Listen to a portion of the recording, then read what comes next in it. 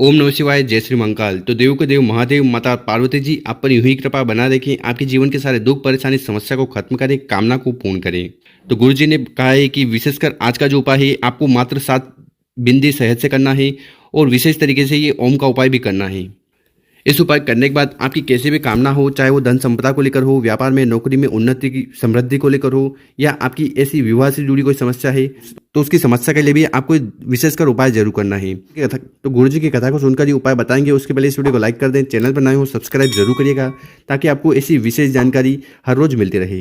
देखिए दोस्तों, इस वाले उपाय में जो सबसे पहले सामग्री आपको चाहिए वो है बेलपत्र। कितने बेलपत्र की जरूरत है? तो मात्र आपको एक बेलपत्र लेना है और जो बेलपत्र लो वो कहीं से खंडित टूटा फूटा नहीं होना चाहिए। इसके बाद जो अगली सामग्री आपको लेनी है वो है शहद। ठीक है, कितना लेना है? तो मात्र 1-2 चम्मच शहद आपको ले लेना है। और आखिरी में आपको इस प्रकार से तांबे का लोटा लेना है और उस तांबे के लोटे में आपको अपने घर से अपने किचन से शुद्ध जल भर लेना है। यहाँ से जल भरकर आप शिवलिंग पर जाकर उड़ेलते हो, समर्पित करते हो ना, तो इससे आपके घर के सारे दोष समाप्त होने लगते हैं। तो इन तीनों सामग्री को इकट्ठा कर चले जाना है आपको अपने घर के आसपास जहाँ पर भी शिव मंदिर है वहाँ। और ये वाला उपाय भी आप सुबह शाम अपनी इच्छा अनुसार कर सकते हो। और शिव मंदिर में पहुंचकर सबसे पहले उत्तर दिशा की तरफ मुंह कर बैठ जाना है और जो भी शिवलिंग की पूजन पाठ करनी है वो कर लीजिएगा। देखिए, आपकी जानकारी के लिए बता दें कि शिवलिंग के ऊपर बेलपत्र का उपाय करने से आपकी कामना पूर्ण होगी और घर में जो व्यक्ति रोगीला है, बीमार है, उसकी बीमारी भी समाप्त होगी। शिवलिंग पर शहद का उपाय करने से आपकी जीवन में जो भी दुर्भाग्य चल रहा है या फिर जीवन में जो भी अंधकार चल रहा है वो समाप्त होगा, जीवन में तेज की वृद्धि होगी। तो इस वाले उपाय में आपको करना क्या है कि आपके पास जो जल का लोटा है, सबसे पहले उस जल के लोटे को उठाना है और धीरे धीरे कर पूरा जल आपको शिवलिंग के ऊपर समर्पित कर देना है। ओम नमः शिवाय, श्री शिवाय नमस्तुभ्यम इस मंत्र का जाप करते हुए। इसके बाद आपके पास जो एक बेलपत्र है, ठीक है, उस बेलपत्र का हमें विशेषकर उपाय करना है। तो आपको करना क्या है वो देख लीजिए। देखिए, आपके पास जो शहद है ना, उस शहद को उठाना है, अपने अनामिका उंगली में लेना है।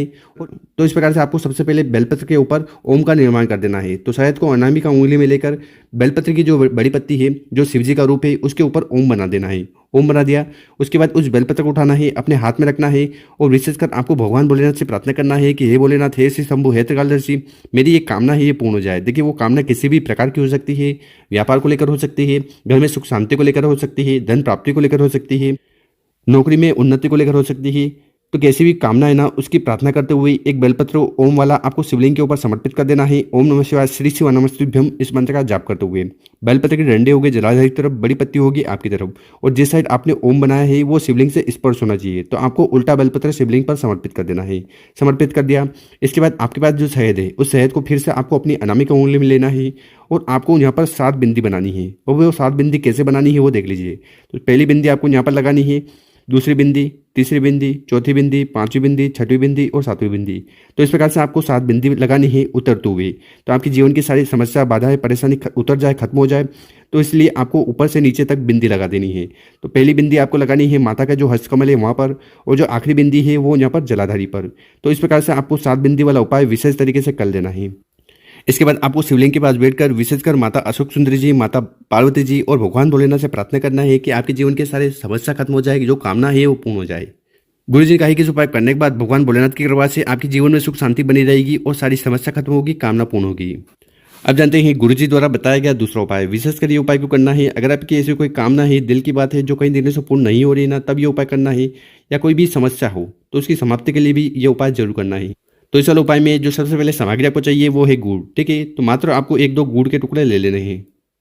इसके बाद जो अगली सामग्री आपको लेनी है वो है चने की दाल। ठीक है, चने की दाल कितनी लेनी है? देखिए, इस वाले उपाय में आपको गिनकर 7 चने की दाल लेनी है। और जो 7 चने की दाल लो वो कहीं से खंडित टूटी फूटी नहीं होनी चाहिए। और गुरु जी कहते हैं कि ये चने की दाल है, ये शिवलिंग पर आप समर्पित करते हो ना, तो इससे आपकी जो आर्थिक स्थिति है वो सुधरती है। और गुरु जी ये भी कहते हैं कि अगर आप शिवलिंग के ऊपर चने की दाल को समर्पित कर देते हो तो आपको स्वर्ण दान करने की जरूरत नहीं है। तो या तो आप सोना समर्पित करो, या सोना नहीं है तो फिर आप मात्र चने की दाल का उपाय कर लो। और आखिरी में आपको इस प्रकार से एक तांबे का लोटा लेना है और उस तांबे के लोटे में आपको अपने घर से, अपने किचन से शुद्ध जल भर लेना है। और मात्र इन दोनों सामग्री को लेकर आपको पहुंच जाना है शिव मंदिर। ठीक है, और ये उपाय भी आप सुबह शाम अपनी इच्छा अनुसार कर सकते हो। और शिव मंदिर में पहुंचकर सबसे पहले आपको उत्तर दिशा की तरफ मुंह कर बैठ जाना है और विशेष तरीके से उपाय करना है। देखिए, इस वाले उपाय में आपको करना क्या है कि आपके पास जितने भी गुड़ के टुकड़े हैं, वो 1 हो 2 हो, उनको उठाना है। वो जो जल का पात्र है, जल का लोटा है, उसके अंदर आपको डाल देना है।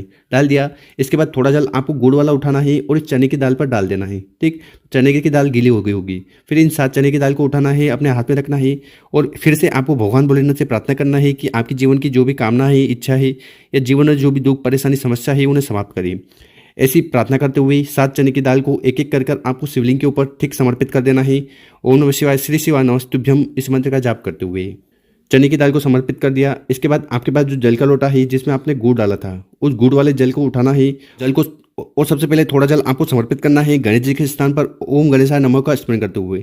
उसके बाद थोड़ा गुड़ वाला जल आपको समर्पित करना है माता अशोक सुंदरी वाली जगह पर। उसके बाद थोड़ा गुड़ वाला जल आपको समर्पित करना है भगवान कार्तिकेय जी के स्थान पर। उसके बाद थोड़ा गुड़ वाला जल आपको समर्पित करना है माता के हस्तकमल पर, ठीक है। और आखिरी में उस जल के लोटे में जितना भी गुड़ वाला जल है उसको आपको ठीक शिवलिंग के ऊपर समर्पित कर देना है। ओम नमः शिवाय, श्री शिवाय नमस्तुभ्यम, इस मंत्र का जाप करते हुए।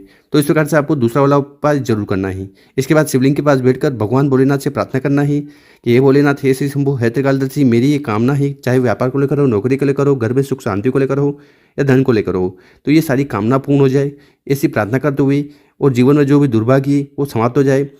इस प्रकार से निवेदन करते हुए आपको दूसरा वाला उपाय जरूर करना है। गुरुजी ने कहा है कि जो भी व्यक्ति इस प्रकार से 7 चने की दाल को विशेष तरीके से शिवलिंग पर समर्पित कर कर गुड़ वाला जल 5 जगह समर्पित कर देता है ना शिवलिंग पर, इससे भगवान भोलेनाथ और उनका परिवार बहुत ज़्यादा प्रसन्न होता है और आपकी हर प्रकार की कामना को पूर्ण करता है, जीवन में आ रही हर समस्या को खत्म करता है। तो गुरुजी द्वारा बताया गया बहुत ही अद्भुत और विशेष उपाय है, कर जरूर देखिएगा। और मेरे प्यारे दोस्तों, अगर आपको वीडियो 1% भी अच्छी लगी हो ना तो इस वीडियो को 5 लोगों के साथ व्हाट्सएप पर, इंस्टाग्राम पर जरूर शेयर करें और उन लोगों की मदद करें। ओम नमः शिवाय। मिलते हैं हम आपसे एक और नई वीडियो में।